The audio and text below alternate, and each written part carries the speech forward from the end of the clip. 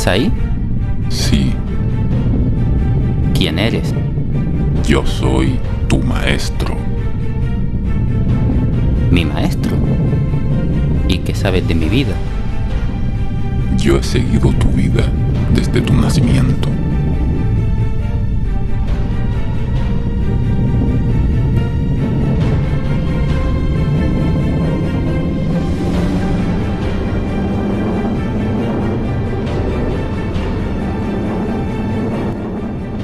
¿Cómo te llamas? Aquí no tenemos nombres, no los necesitamos. Entonces, cuando alguien quiere hablar contigo, ¿cómo te llama? Con el pensamiento. Simplemente piensa en mí y ya se está comunicando conmigo. Pero yo no puedo comunicarme contigo así y necesito llamarte de alguna manera cuando me dirija a ti. ¿Cómo quieres que te llame? Llámame de la manera que a ti te haga sentir cómodo. ¿Puedo llamarte maestro? Puedes llamarme maestro si así te sientes más cómodo. En ese momento me comencé a poner nervioso. ¿De verdad era mi maestro?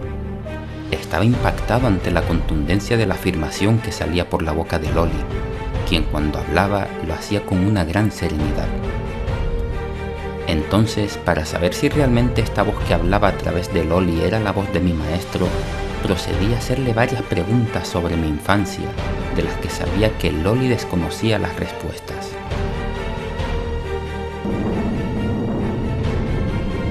Dices que eres mi maestro y que has seguido mi vida desde mi nacimiento. ¿Podrías entonces decirme algo sobre la casa en la que yo vivía en la Nueva Isleta? Desde la ventana de esa casa se podía ver el patio del colegio al que tú asistías en tu infancia. En ese momento yo pensé, Loli sabía que mi casa estaba al lado del colegio, aunque no sabía que desde la ventana se veía el patio. Quizás haya sido suerte. Entonces le pregunté algo que sabía que Loli desconocía por completo. En mi colegio, a los 6 años, yo estaba mucho con un niño que se llamaba Ángel Carmelo. ¿Podrías decirme cómo era ese niño físicamente? Era delgado, rubio, con el pelo rizado. Había vuelto a acertar. Ya esto no parecía ser un golpe de suerte. En verdad que parecía que quien estaba hablando a través de Loli conocía mi vida. Seguí haciéndole preguntas que sabía que Loli desconocía la respuesta. A mis 7 años nos mudamos a una casa en la calle Fataga. ¿Podrías decirme cómo era la habitación en la que yo me quedaba con uno de mis hermanos mayores? Las paredes están empapeladas, son de un color muy claro. Entre tu cama y la de tu hermano está la mesa de noche, que es de madera, de un color muy oscuro. A un lado está el ropero, también de madera, del mismo color que la mesa de noche. Delante de vuestras camas hay una ventana que da al comedor.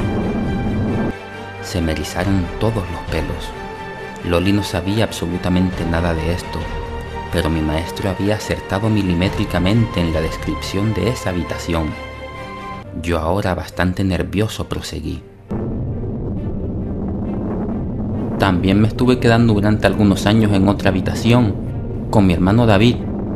¿Me podrías decir cómo era esa habitación? Esa habitación es un poco más pequeña. Está igualmente empapelada como la otra habitación. Tu hermano David y tú juntáis las camas. A un lado están la mesa de noche y el ropero, iguales a los de la otra habitación. También puedo ver la ventana. Es de madera. Tiene tapas de madera. Eso era increíble. Había vuelto a describir con total precisión la otra habitación, incluso las tapas de madera que tenía la ventana de esa habitación. Esta vez sí que me puse aún más nervioso y le pregunté: ¿cómo lo haces? ¿Me estás leyendo la mente? Ya te lo dije, he seguido tu vida desde tu nacimiento. Estoy impresionado. Realmente sí creo que eres mi maestro.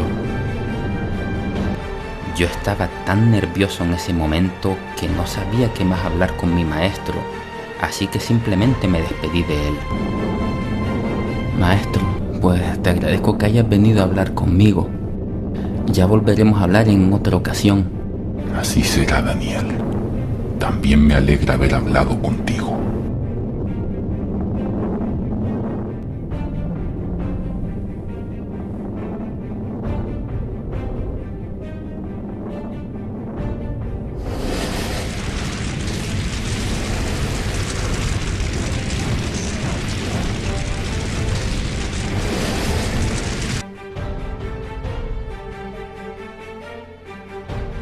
Conté hasta 3 y saqué a Loli del trance.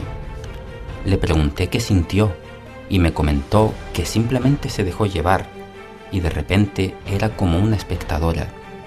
Los intensos pensamientos de mi maestro le venían con una fuerza arrolladora e instantáneamente se convertían en palabras en su boca. Le dije que mi maestro había acertado en todo lo que me había dicho y que aún estaba impactado por esa experiencia.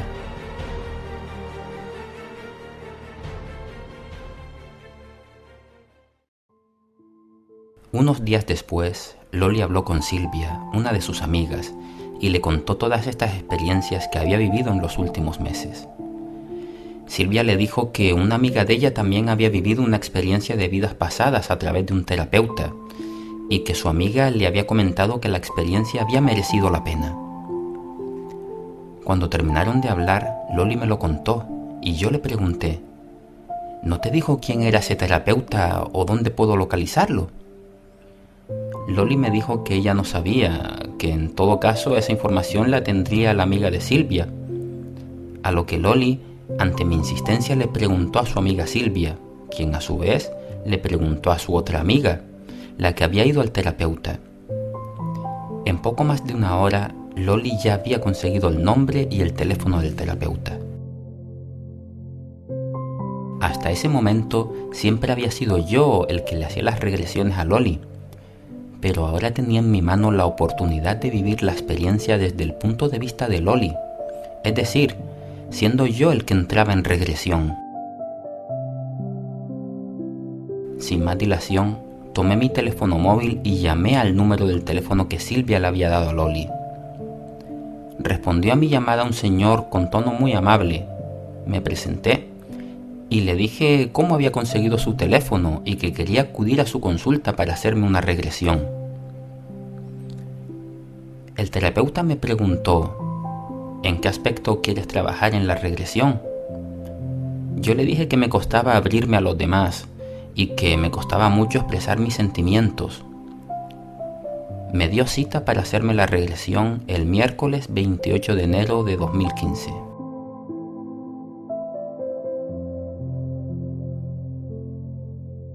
Por esos días me comenzó a suceder algo muy extraño. Por la noche, cuando me quedaba dormido, en ocasiones soñaba con Suki. Pero en mi sueño, cuando miraba a Suki en la jaula, no veía un pájaro, sino a un hámster. Lo que más me sorprendía es que en mi sueño yo no notaba que había una diferencia física. Simplemente sabía que ese hámster era Suki, y por más que este hecho me resultó muy extraño, me lo guardé para mí y no se lo comenté a Loli. De igual manera, tampoco le había comentado a Loli lo de la mujer misteriosa que había visto tantas veces a su lado por la noche, la cual hasta ese momento aún la seguía viendo en ocasiones, unos segundos después de despertarme de madrugada.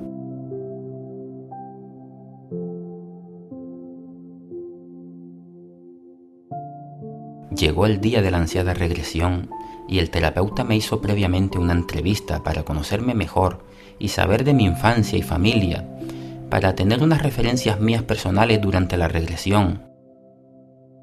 También le conté que había visto muchísimas veces a una mujer con rasgos indios al lado de Loli por la noche al despertarme. Siempre era la misma mujer y solo la veía durante unos segundos. El terapeuta me dijo que de alguna manera el espíritu de esa india estaba vinculado con Loli y que por alguna razón estaba al lado de ella.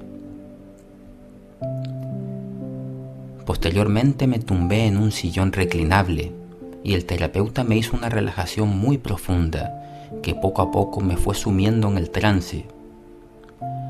Trabajamos esa parte de mí que me hacía cerrarme hacia los demás y que no me dejaba expresar mis sentimientos. Yo pensaba que viajaría como Loli a una vida pasada, pero la regresión terapéutica no funciona así. El paciente va al terapeuta con un síntoma y a través de la regresión el terapeuta lleva al paciente al origen del síntoma, el cual puede estar en su infancia o en una vida pasada. En mi caso, me fui a mi infancia, en la calle Fataga.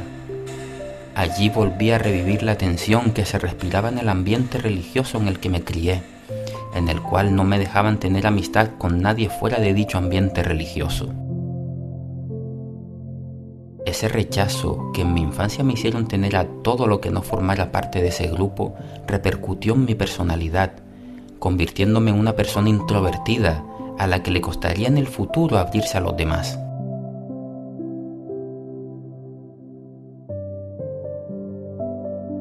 Trabajamos ese punto en la regresión y el terapeuta me ayudó a sacar todos esos miedos que me habían metido en mi infancia en ese ambiente religioso. La regresión, por lo tanto, fue un éxito. Cuando terminó, me sentía mucho mejor, como si me hubiera quitado una gran mochila de la espalda. Me despedí del terapeuta y le conté a Loli mi experiencia. No obstante, a pesar de haber trabajado correctamente la regresión, ahora me sentía muy enfadado. Ese ambiente religioso había destrozado mi infancia, me había marcado y me dolía que mi madre y hermanos mayores aún estuvieran metidos ahí dentro, en lo que yo consideraba una secta. Unos días después, el sábado 31 de enero de 2015, había llegado el momento de volver a contactar con mi maestro, pues estaba seguro de que mi maestro me diría que ciertamente mi familia debía salir de esa secta que había destrozado mi infancia, pero lo que no sabía yo es que esta vez vería por primera vez la sabiduría de mi maestro y me daría cuenta esa noche de cuán grande era mi ignorancia.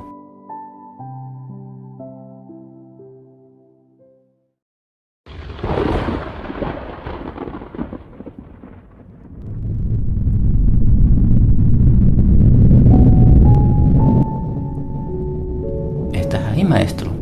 Aquí estoy. Quería hablar contigo. Lo sé. Maestro, recientemente le hice a Loli una regresión y vimos la vida de Jesús a través de esa vida pasada de Loli, pero tengo algunas preguntas que hacerte. ¿Realmente hizo Jesús milagros? ¿Caminó sobre el mar o ascendió físicamente al cielo? Daniel, sobre Jesús te voy a decir lo siguiente. Sobre su vida se escribieron muchas cosas que él no hizo, pero también él hizo muchas cosas que no se escribieron. Si hizo milagros o no, eso es lo menos importante. Lo más importante es su mensaje, y parte de su mensaje ha llegado hasta la actualidad. ¿Entonces Jesús fue un buen maestro? No, Daniel.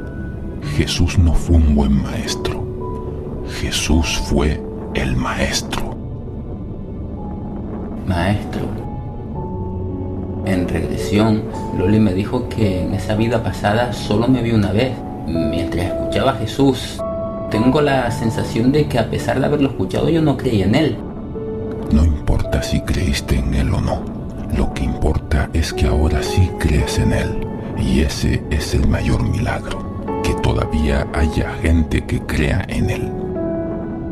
Pero maestro, por ponerte un ejemplo, la Biblia dice que él dijo que regresaría nuevamente en el futuro y que entonces vendría el fin del mundo. ¿Será así? Daniel, en estos momentos ya te habrás dado cuenta que el cuerpo de todo es lo menos importante. Teniendo eso en cuenta, yo te hago la siguiente pregunta. ¿Cuándo se ha ido? Mirándolo así, entonces no se ha ido. Él siempre ha seguido con vosotros, no los ha abandonado nunca. Y si tú esperas que Él regrese de otra manera, ya te digo yo estas palabras. Antes de que Él venga, tú irás. Entonces en esta vida no lo veré. ¿En qué vida? Me acabas de decir que antes de que Él venga, yo iré. ¿A dónde iré? A casa. Y allí está Él. Pero no lo vemos. Eso no importa, porque lo sentimos. Y es mucho más importante sentir que ver. ¿Y a Dios? A Dios también lo sientes. Por eso no entiendo por qué te preocupas tanto de que Jesús venga. Pues mi madre y mis hermanos mayores no piensan así. Ellos se encuentran dentro de una secta que marcó mi infancia y siempre están viviendo con el miedo a la inminencia del fin del mundo a manos de Dios. ¿No crees que estarían mejor fuera de esa secta? Daniel, te voy a hacer unas preguntas y quiero que seas sincero en tus respuestas. La primera es, ¿tu madre y tus hermanos hacen daño? A mí no, aunque en cierto sentido pueden hacer daño al distanciarse de la familia que no está ahí dentro. ¿Pero ellos son conscientes de que están haciendo ese daño? No, ellos simplemente hacen lo que les dicen que tienen que hacer. Ellos te aman. A mí sí, y yo a ellos también. ¿Hacen que las demás personas los teman? No. Y lo más importante de todo, ¿hablan mal de Dios? No. Entonces no importa que estén ahí, porque lo más importante es amar a Dios. Pero, entonces, ¿por qué tantas religiones? Por el miedo. El ser humano necesita creer en algo, porque si no cree en algo se siente perdido. El ser humano crea las religiones, pero no por mal, sino porque necesita aferrarse a algo que le ayuda a creer que está aquí por un propósito. Y por eso vino Jesús. Jesús vino para abrir el camino hacia su Padre, hacia nuestro Padre. ¿Y qué diferencia hay antes de que Él viniera y después? La diferencia es que antes se vivía sin esperanza, y cuando vino el Hijo le dio esperanza a la humanidad, porque antes la humanidad estaba perdida en muchas religiones y creencias en diferentes dioses. La humanidad necesitaba una luz. Gracias por estas palabras, maestro. Me han sorprendido bastante, principalmente cuando me has dicho que no importa las creencias que uno tenga, sino que lo más importante es amar a Dios. Daniel, ¿puedo hacerte una pregunta? Claro que sí, maestro. ¿Tú amas a Dios? Maestro, amar son palabras mayores. Yo siento admiración por Dios, pero me cuesta amar a alguien a quien no he visto nunca. Te equivocas, Daniel. Tú a Dios sí lo has visto. ¿Cuándo? Explícate, maestro. Daniel, cada vez que miras a un ser amado a los ojos y ves su mirada, eso es Dios. Cuando ves a una pareja de novios enamorada y ves el amor con que se tratan, ahí está Dios.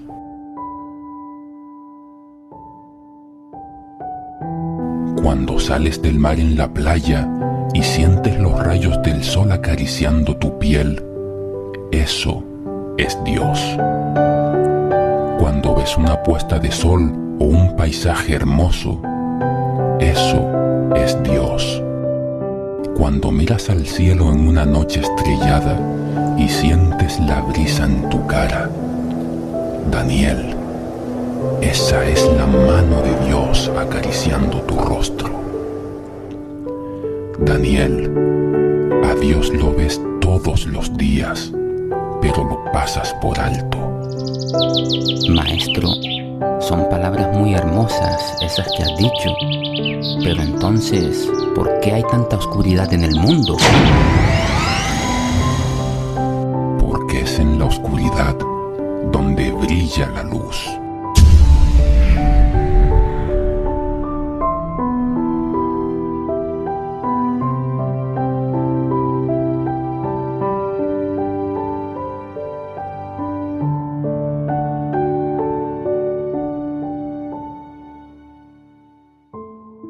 A partir de esa noche, aprendí a ver y amar a Dios.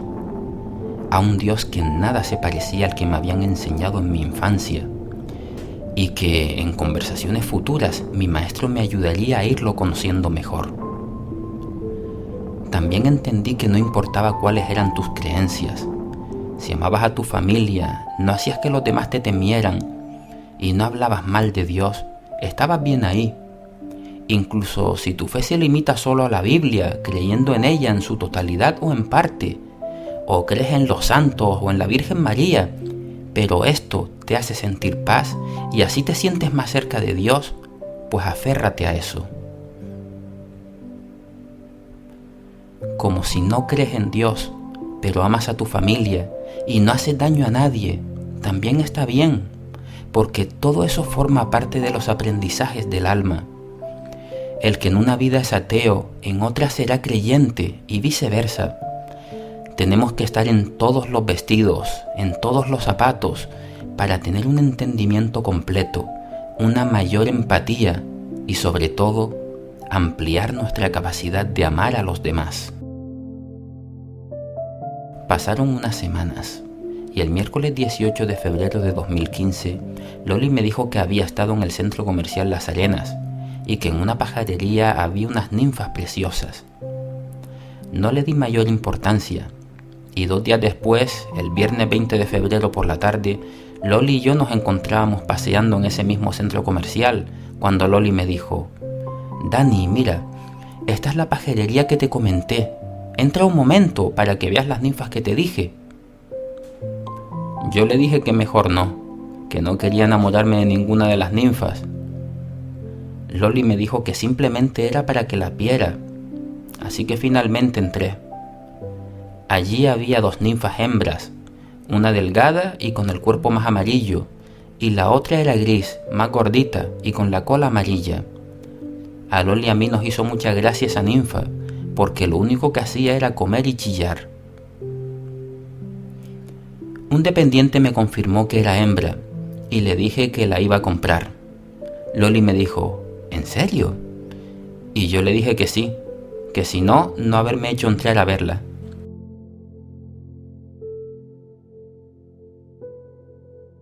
Le dije a Loli que a Suki le encantaría una compañera y que conociendo lo cariñoso que era Suki, la aceptaría muy bien.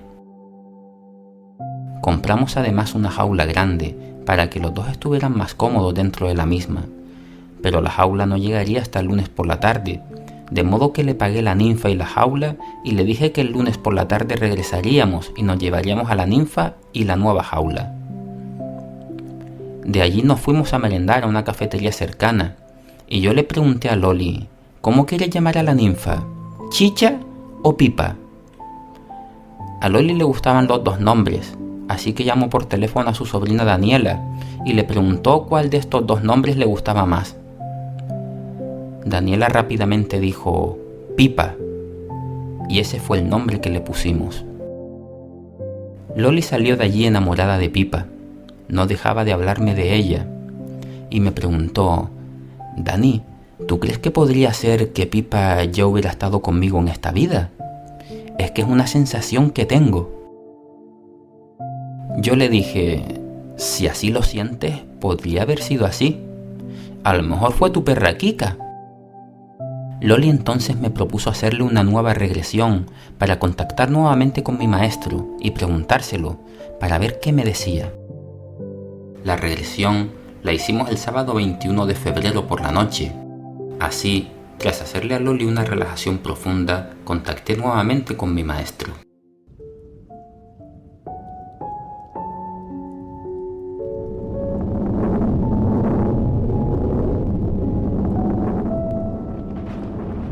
¿Estás ahí, maestro? Aquí estoy. Maestro, te quería preguntar algo. Ayer compramos en una pajarería una nueva ninfa, una hembra que será la compañera de Suki. Loli quería saber si esa ninfa ya había estado con ella en esta vida. Dile a Loli que sí. Esa ninfa estuvo con Loli en su adolescencia. No obstante, no era un pájaro, sino una perra a la que Loli quería mucho y se llamaba Ger. Daniel, también quiero que le digas algo a Loli. Hay un perro que ella tuvo antes que Ger, cuando ella se estaba quedando en casa de un familiar. Ella lloró mucho por ese perro, porque un día al llegar del colegio se lo habían llevado y ha pensado mucho en ese perro durante todos estos años. Dile que no se preocupe más por ese perro, que está bien, es muy feliz y está aquí conmigo en casa. Muchas gracias, maestro. Le transmitiré tus palabras a Loli. ¿No vas a hablar nada más conmigo? Ya es tarde, maestro. Otro día, por supuesto, que volveremos a hablar. Daniel, no te lo digo por eso, pero quiero que te des cuenta de esta oportunidad que tú tienes ahora. Muchísima gente querría estar en tu lugar y poder hablar con su maestro como tú hablas conmigo. Solo piensa en eso. Ahora descansa. Gracias, maestro. Y tienes razón. No he sabido valorar esta oportunidad. Volveremos a hablar pronto. Así será, Daniel. Que Dios te bendiga.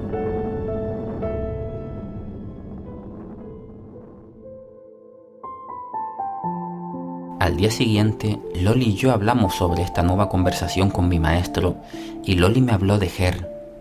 Me dijo que ella quiso muchísimo a esa perra y que tuvo un problema hormonal llamado hipotiroidismo. La perra engordó mucho y se cansaba y asfixiaba. Finalmente murió a causa de esa enfermedad. Loli me dijo que para ella fue un shock cuando llegó del colegio y le comunicaron que Ger había muerto.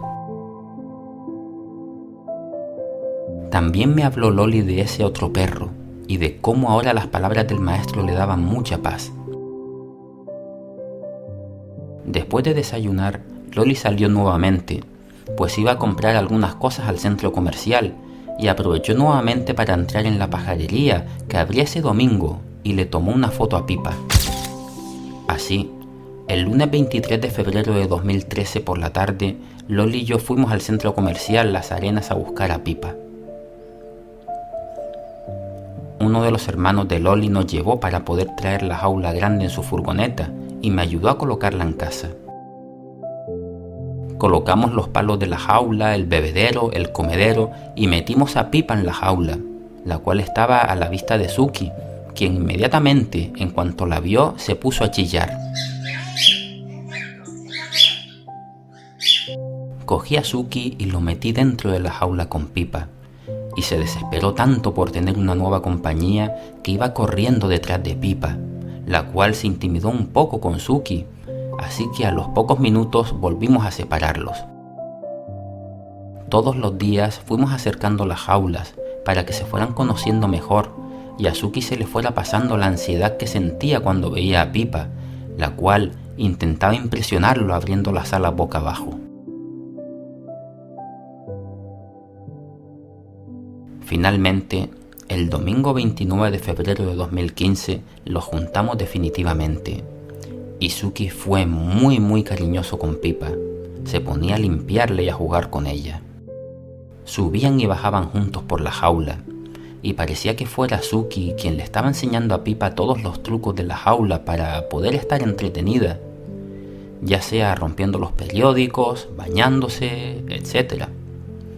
Y Pipa iba observando e imitando a Suki en lo que éste hacía, como si de alguna manera fueran profesor y alumna. Un rato más tarde les pusimos una barrita de golosinas, de la que estuvieron un rato comiendo y les tomamos una foto.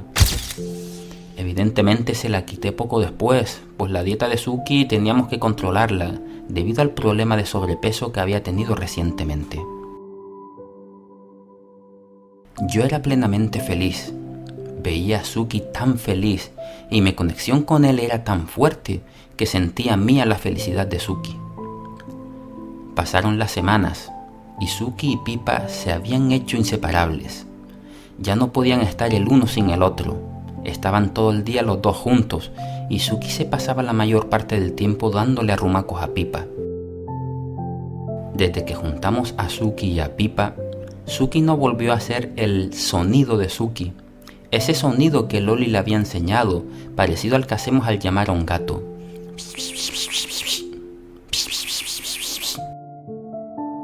Y que será muy importante más adelante en esta historia, teniendo ese sonido un papel crucial en la segunda parte de este videolibro.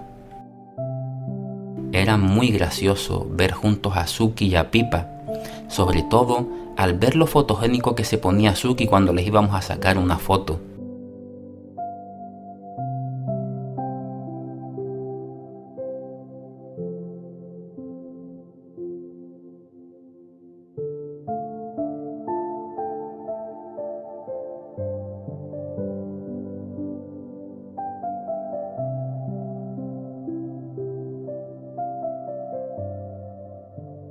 El lunes 16 de marzo fui nuevamente al terapeuta para hacerme mi segunda y última regresión. Quería trabajar la rabia que sentía ante las injusticias, pues cuando veía algo que era injusto, la rabia me invadía aunque la situación no fuera conmigo. Entré en regresión.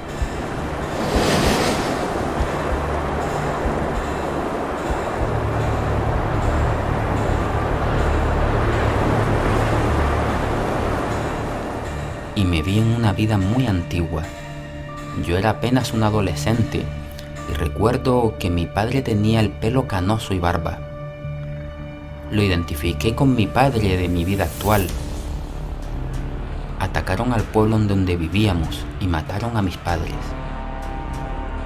A mí me llevaron como esclavo. Recuerdo verme dentro de una jaula de juncos junto a otros prisioneros. Me vendieron a un señor corpulento, de piel muy morena y cabeza rapada. Lo identifiqué en mi vida actual como uno de mis hermanos mayores. No era mala persona y me trataba con respeto, pero su situación económica empeoró bastante y finalmente me tuvo que vender a un mercader, a través del cual finalmente terminé como esclavo en el antiguo Egipto.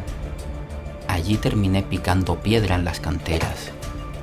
En esa vida conocí a Pelo Negro, es decir, a Loli. Recuerdo verla acercándose, portando jarras con otras siervas de palacio. Estaba viendo la misma vida pasada de Rina, pero desde mi punto de vista como cantero. El día a día era siempre igual, picando piedra de sol a sol, descansando como podía por las noches para volver a trabajar muy temprano. Solo la presencia de Pelo Negro conseguía poner un punto de ilusión a mi vida. Un día nos enviaron a picar dentro de una cueva a varios esclavos. Allí íbamos picando y picando, hasta que de repente todo comenzó a temblar y la cueva se nos vino arriba.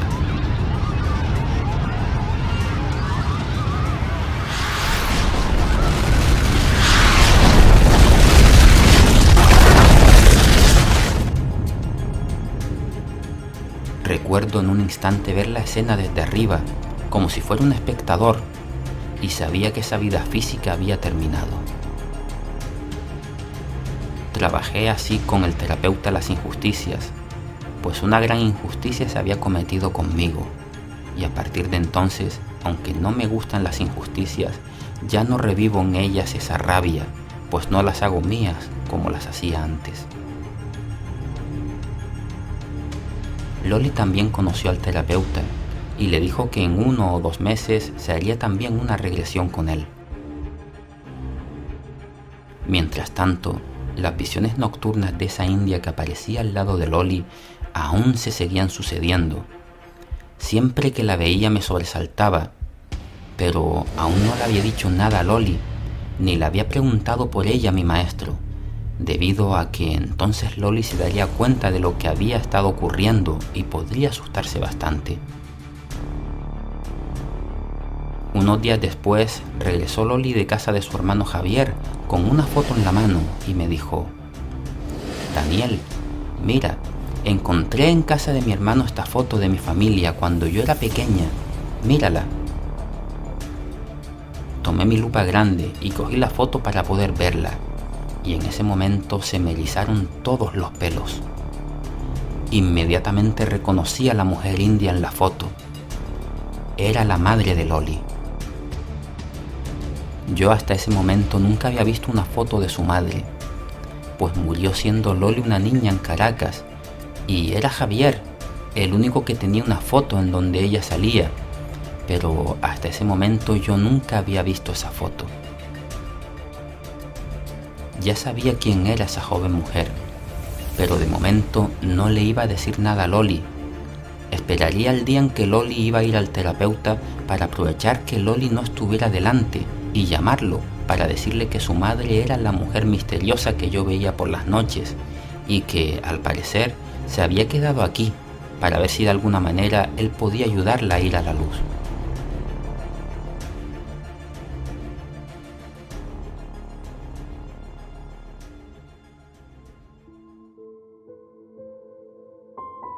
Pasaron unas semanas más, y el jueves 9 de abril, mientras Loli y yo estábamos en el salón, escuchamos venir de la jaula de Pipa y Suki como un chorro de agua caer. Nos acercamos y el periódico estaba un poco mojado. No sabía qué había pasado, así que Loli y yo nos quedamos un rato delante de la jaula para ver si se repetía y cuál de los pájaros lo había hecho. Unos 10 minutos después volvió a repetirse, y esta vez sí lo vimos. Era Suki. En sus deposiciones echaba un chorro de agua, algo que me extrañó bastante. No sabía por qué lo había hecho, y no le di mayor importancia, pensando que a lo mejor comió algo que le sentó mal y se le quitaría solo. El viernes 10 de abril por la mañana, el periódico de la jaula de Pipa y Suki estaba muy mojado. Las deposiciones de Suki continuaban igual, así que esta vez sí comencé a preocuparme. Ese día por la tarde llevamos a Suki al veterinario, y cuando éste vio las deposiciones de Suki, dijo que se le veía muy bien de salud, con buen plumaje y robusto, por lo que probablemente sería que estaba en celo, y que en 1 o 2 semanas se le pasaría. Aún así, nos dio un frasco y nos dijo que pusiéramos platina en la parte baja de la jaula, para así recoger con una jeringuilla ese exceso de agua que echaba Suki y él poder mirarlo en la clínica.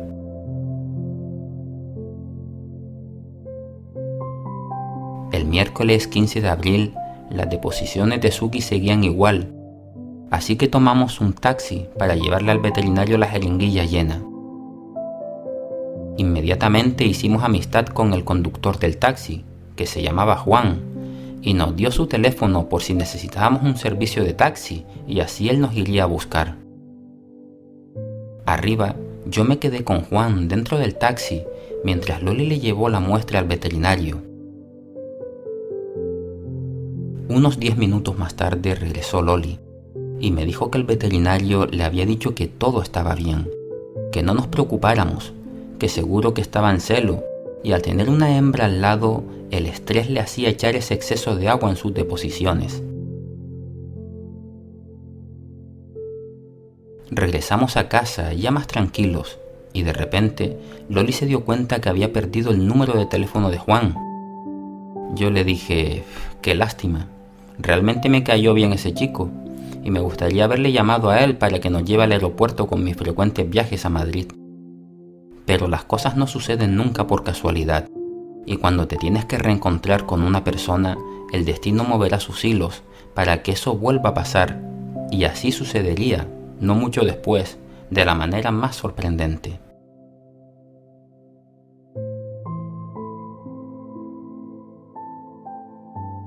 El lunes 20 de abril recuerdo perfectamente el día porque esa semana jamás la olvidaré.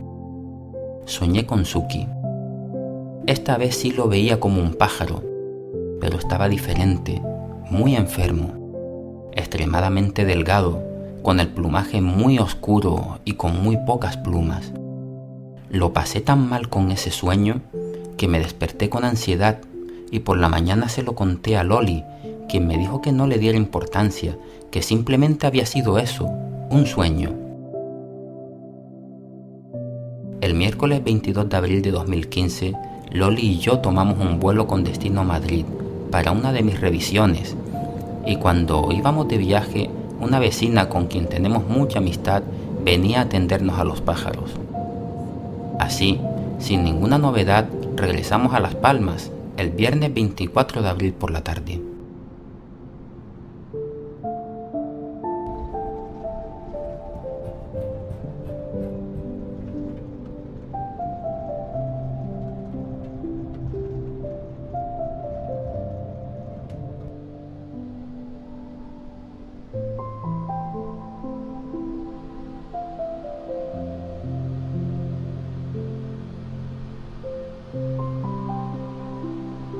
Cuando regresamos a casa, miramos el periódico de la jaula de las ninfas y estaba completamente mojado. Las deposiciones de Suki seguían igual y algo dentro de mí me decía que me preparase, pues algo se acercaba. Yo estaba muy intranquilo, sentía que algo iba mal con Suki, no sabía qué, pero aunque el veterinario me había dicho que todo estaba bien, yo no tenía paz.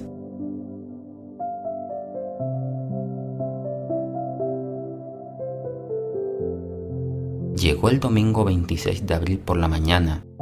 Loli aún estaba acostada y tomé mi lupa para mirar el periódico de la jaula y comprobar nuevamente que estaba completamente mojado. Les puse 2 pequeños trozos de panizo a Suki y a Pipa, cosa que solía hacer los domingos, y ellos literalmente los devoraban. Los 2 se acercaron y Pipa comenzó a devorarlo. Suki se puso a picar lentamente y de repente paró y comenzó a cerrar los ojos como si tuviera mucho sueño.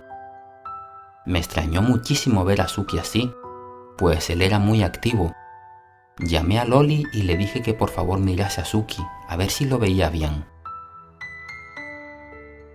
Loli estuvo unos minutos delante de la jaula mientras los nervios me comían literalmente y me dijo: «Creo que está mal. Parece que se está quedando dormido». Rápidamente lo separamos de la jaula y volvimos a colocar a Suki dentro de su antigua jaula blanca, que es más pequeña, para llevarlo al veterinario. Llamé y llamé al veterinario, pero era domingo y no cogía nadie el teléfono. Mientras, Suki seguía quedándose dormido en la jaula y estaba completamente apático, sin querer comer nada. Finalmente, Loli y yo decidimos llevarlo a un hospital veterinario que hay cerca de casa, llamado Los Tarajales.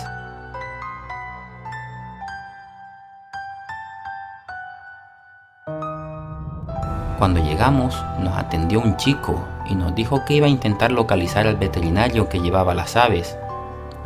Mientras, Loli y yo esperábamos sentados en un sillón. Yo tenía la jaula de Suki a mi lado, mientras él seguía con los ojos cerrados. Mi preocupación iba en aumento. Unos minutos más tarde llegó el chico y nos dijo que el veterinario de aves estaba de vacaciones y que no podía localizarlo, que si quería le dejara al pájaro allí y que le pondrían suero y lo dejaría en una incubadora. En ese momento yo pensé, dejar a mi mejor amigo solo aquí, sin tratamiento varios días hasta que venga el veterinario. La sola idea me pareció horrible, pues solo el hecho de pensar que mi mejor amigo pudiera partir allí solo, sin ninguna mano amiga cerca, se me hacía literalmente inviable. Así que sin pensármelo le dije: «Lo siento, pero no. Fíjate cómo está el pájaro. Yo no puedo dejarlo aquí, sin tratamiento, en un sitio que él no conoce, a la espera de que el veterinario llegue en unos cuantos días. ¿De verdad crees que en el estado que está el pájaro aguantará hasta que llegue el veterinario? Lo siento, pero prefiero llevármelo y recorrerme la isla entera, y si no encuentro ningún veterinario, al menos me tendrá a su lado.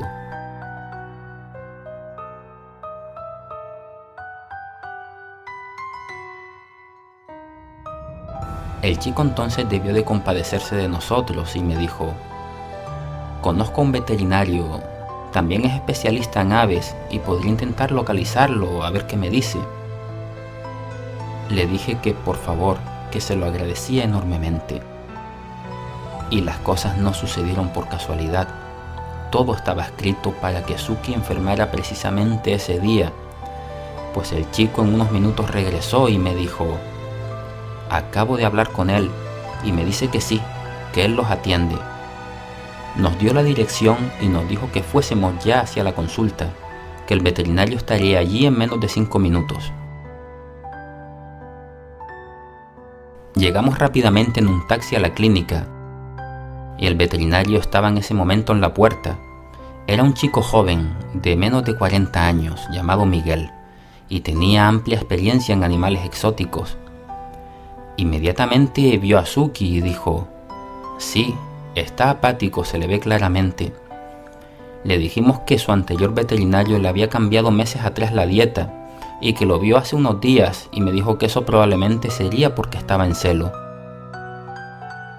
Miguel entonces miró sus deposiciones y me dijo: es verdad que los pájaros en celo se estresan y pueden hacer más pis en sus deposiciones, pero esto no es por el celo. Creo que ya tengo el diagnóstico. Es un problema hepático y voy a pesarlo y hacerle una radiografía para confirmártelo.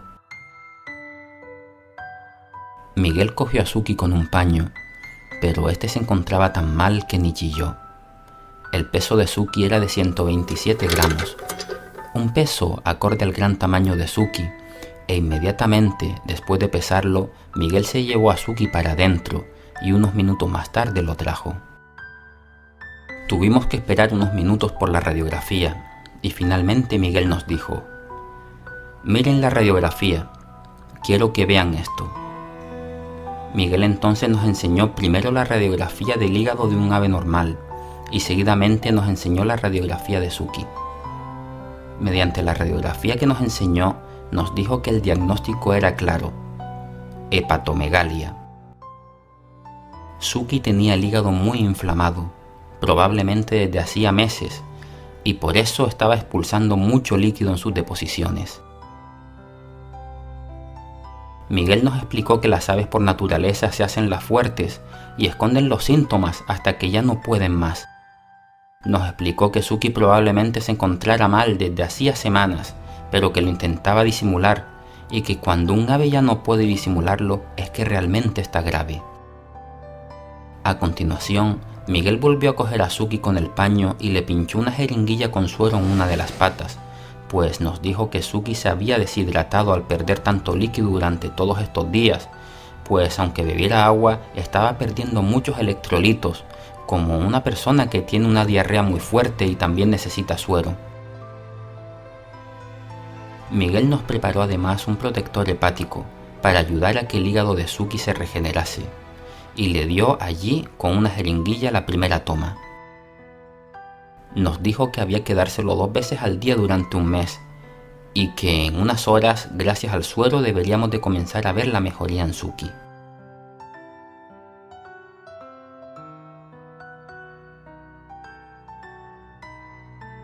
Miguel entonces hizo la ficha de Suki, cuyo número de historia fue 359.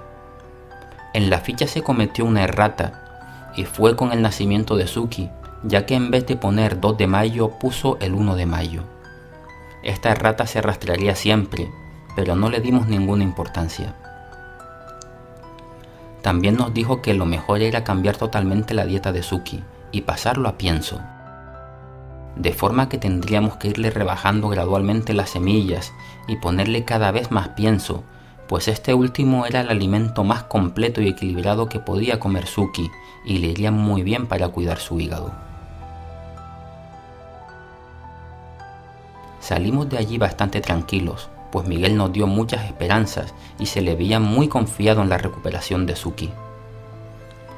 Habíamos decidido dejar a Suki ese día en la jaula blanca para que estuviera más tranquilo, pero las horas pasaban y Suki no comía nada. Al contrario, se pasaba todo el día durmiendo y mientras yo me ponía a acariciarlo.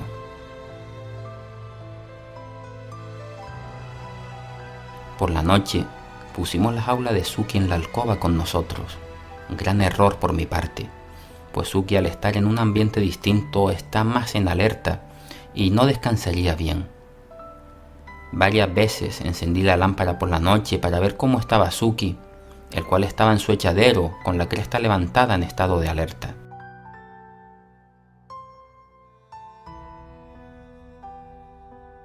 Al día siguiente por la mañana, el lunes 27 de abril, lo cogimos y le dimos el protector hepático, el cual se tomó muy bien y seguidamente lo pusimos en la jaula grande con pipa.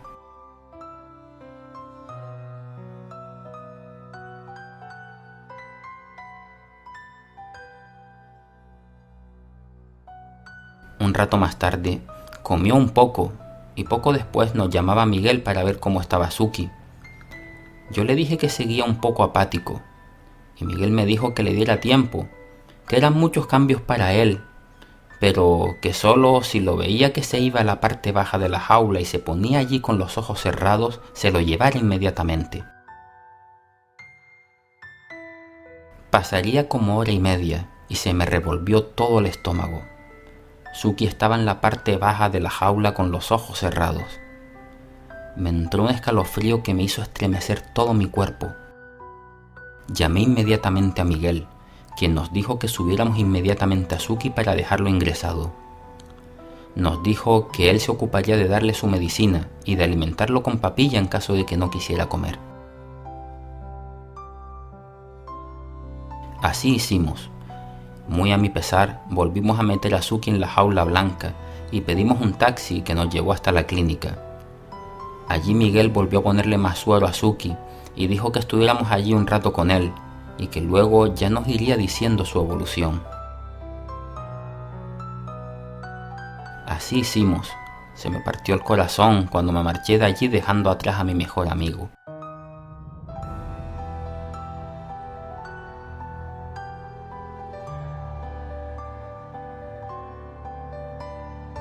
Unas horas más tarde, Loli llamó a Miguel, quien le dijo que Suki estaba más activo, caminando por la jaula y mirando todo.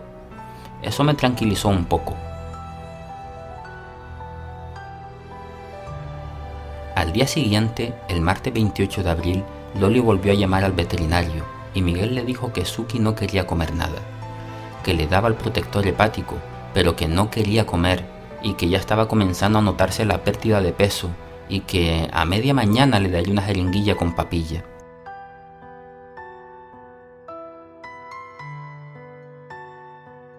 Estuve todo el día muy triste, llorando por momentos, al sentir que iba a perder al animal al que más había amado en mi vida.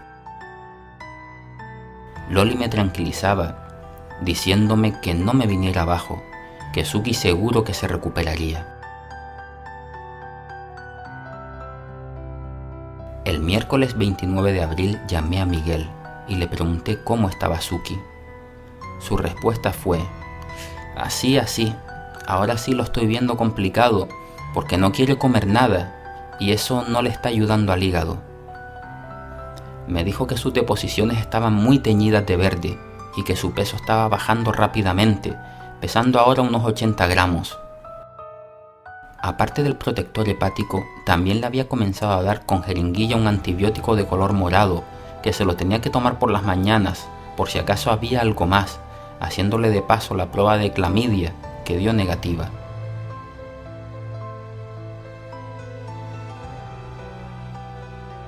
Le dije a Miguel que iba a subir arriba para ver a Suki con Loli y Miguel nos dijo que sí, que quizás así se animara más. Desde que llegué a la puerta, silbé como le hacía yo con el silbido de la película Kill Bill. E inmediatamente Suki se puso a chillar como un loco. Llegamos a la habitación en donde estaba Suki y no pude evitar echarme a llorar en cuanto lo vi. Su plumaje se había oscurecido. Sus deposiciones eran totalmente verdes, como con diarrea, y nunca lo había visto tan delgado. Inmediatamente, Suki se acercó a donde estaba yo y se quedó delante de mí. Yo me ponía a decirle cosas y a tranquilizarlo. Estuvimos allí una media hora, y cuando nos marchamos, Suki volvió a chillar, como pidiéndonos que no lo abandonáramos allí, y nuevamente se me saltaron las lágrimas.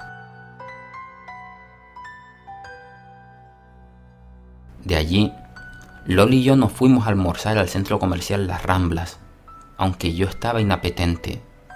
Me eché a llorar mientras almorzaba, e incluso llegué a pedir mentalmente: Dios, si estás ahí, quítame a mí 20 años de mi vida y dáselos a Suki, pero por favor, ayúdalo, no permitas que se vaya. Cuando terminamos de comer le dije a Loli: hay un pensamiento dentro de mí, no sé cómo explicártelo, pero me dice que volvamos y que le dé yo de comer a Suki. Estuvimos esperando casi 2 horas, haciendo tiempo hasta que volvieran a abrir por la tarde. Llegamos nuevamente al veterinario y le pedí a Miguel que me permitiera ver otra vez a Suki, que tenía la sensación de que conmigo sí comería. Miguel me dijo que lo intentara, que a lo mejor conmigo había más suerte. Tomé un trozo de panizo con mi mano derecha y Suki rápidamente vino corriendo en cuanto me vio. Le acerqué el panizo con mi mano e inmediatamente Suki se puso a comer. Entonces miré a Loli y le dije: nos lo llevamos a casa. Se lo comenté a Miguel y me dijo que sí, que si conmigo comía lo mejor sería llevármelo para casa, pues el comer sí le ayudaría a recuperarse y a regenerar el hígado con la ayuda del tratamiento, que ya suspendía el antibiótico y manteníamos solo el protector hepático. Así hicimos. Nos llevamos a Suki nuevamente a casa y decidimos esa tarde que permaneciera en su jaula blanca, en la cual le sacamos una foto. Para nuestra tranquilidad, allí sí se puso a comer. Es verdad que comía poco en comparación con antes, pero sí comía, y eso me tranquilizó. Pasaron unos días y Suki seguía echando mucha agua en sus deposiciones. Así que el domingo 3 de mayo de 2015 le dije a Loli que no quería que Suki volviera a deshidratarse, por lo que prefería volver a ingresarlo unos días en el veterinario, pero esta vez, para que Suki no se sintiera tan solo, llevaríamos a Pipa con él. Así yo estaba seguro de que Suki sí comería. El lunes 4 de mayo, por lo tanto, volvimos a ingresar a Suki en el veterinario, en donde estuvo varios días, y Miguel le hizo una analítica, dando valores de colesterol muy elevados como consecuencia del hígado graso. Pasaron unos días, y Miguel nos decía que estando Suki con Pipa sí comía más, aunque había vuelto a bajar un poco de peso, pues en casa subió hasta los 90 gramos y había vuelto a bajar, estando ahora a unos 78 gramos de peso. Yo estaba muy preocupado. Realmente parecía que Suki no se terminaría de recuperar, y mi miedo es que el veterinario me diera la fatal noticia en cualquier momento.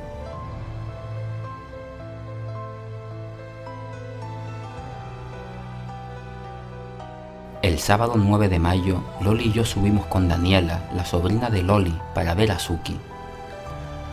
Cuando llegamos a la habitación, estando los tres delante de Suki, Daniela preguntó: ¿dónde está Suki?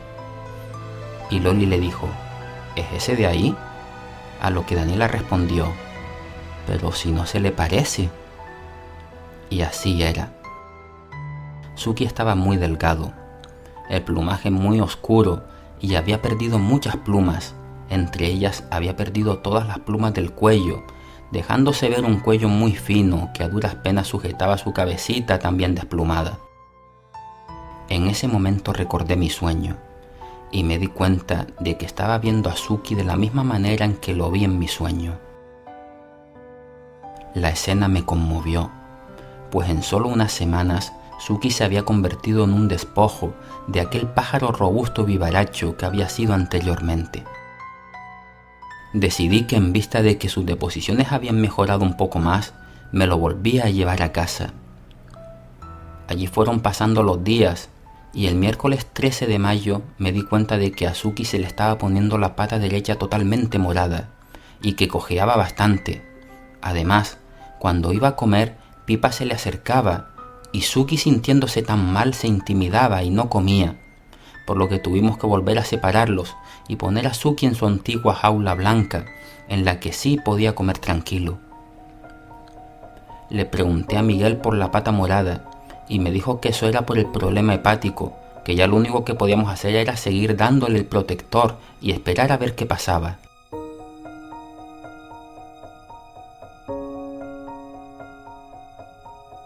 El 14 de mayo por la noche me acerqué a Suki y le miré.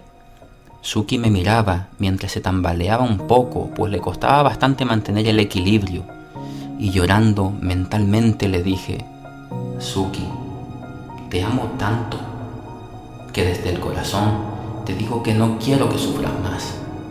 Si te tienes que ir, vete y descansa, pero si te tienes que quedar, lucha y recupérate.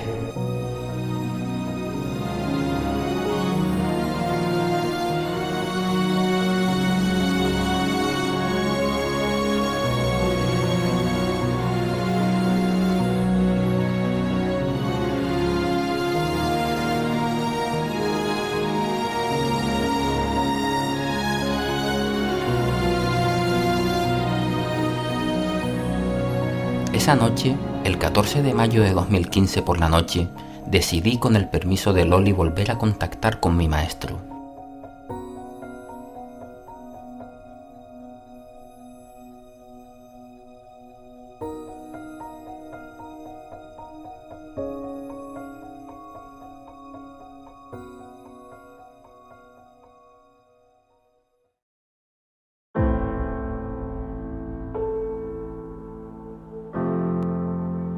¿Estás ahí, maestro?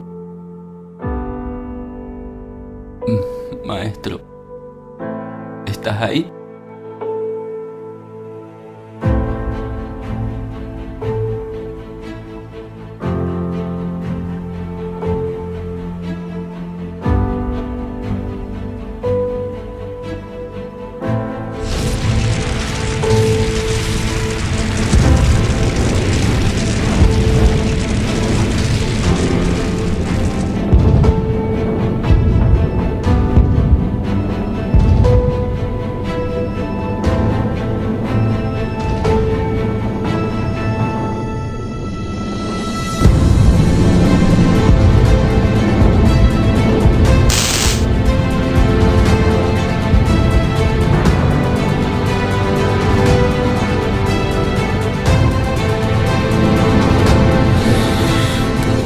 Aquí estoy, Daniel. Sabía que vendrías. Maestro, estoy muy triste por Suki. Está tan enfermo que me parte el corazón verlo así. Lo sé, Daniel. Puedo sentir tu preocupación y tristeza. Maestro, jamás había sentido un vínculo tan fuerte por un animal. Y es que este vínculo es recíproco. ¿Por qué Suki y yo tenemos este vínculo tan fuerte? Daniel, el alma es energía y se mueve en una frecuencia. La frecuencia de tu alma y la de Suki es muy similar. Por eso sentís esa conexión tan fuerte el uno por el otro. Además, aunque tú no recuerdes tus vidas pasadas y Suki aquí tampoco, vuestras almas se han reconocido. Maestro, en regresión, Loli vio a Suki con nosotros en la vida de Moira. Suki ha vivido anteriormente conmigo. Muchas veces, Daniel. Suki ya ha vivido muchas vidas a tu lado y seguirá viniendo para estar contigo. Incluso te digo que en tu vida actual, Suki ya había estado también contigo. ¿En mi vida actual? No te entiendo, maestro. ¿Cuándo estuvo Suki conmigo? Fue en tu adolescencia, pero no era un pájaro, sino un hámster. Maestro, ¿me puedes decir cómo era ese hámster? Era de color marrón, con el pelo largo. Yo estaba atónito, pues de esto Loli no sabía nada, y volví a preguntar. Maestro, ¿me puedes decir qué edad tenía yo cuando tenía ese hámster? Tenías unos 14 o 15 años. En ese momento palidecí. Era Cachimbo. Suki y Cachimbo eran el mismo, y es por ello que yo había soñado muchas veces con Suki, pero veía a Cachimbo en la jaula, porque mi alma, cuando yo soñaba, no hacía distinción entre el físico, y sabía que Suki y Cachimbo llevaban el mismo alma, y como yo había sido muy reservado, Loli jamás había oído hablar de Cachimbo, y sería al día siguiente, cuando yo bajara una caja del trastero y le enseñara las fotos de mi infancia en donde se veía Cachimbo, que ella lo vería por primera vez. La conversación continuó y yo le volví a preguntar a mi maestro. Maestro, tú sabes que Suki está muy mal y creo que no se va a recuperar porque cada vez está peor. Por favor, contéstame esta pregunta y así podré estar preparado. Suki se va a ir ya, ¿verdad? Daniel, Suki se recuperará. Y quédate con estas palabras que te voy a decir ahora. La hembra se irá antes que el macho.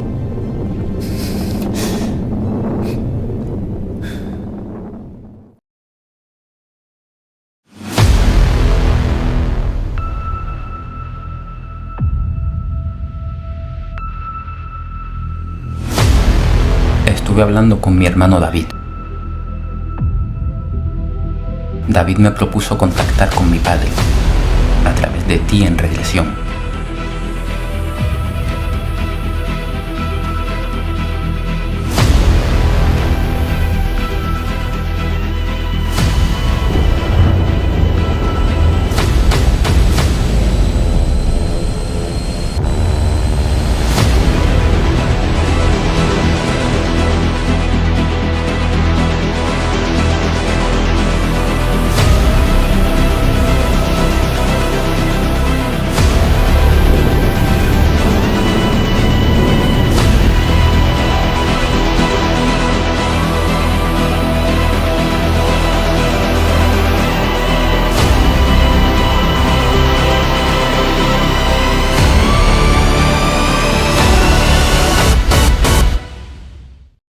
¿Quién eres? Soy papá.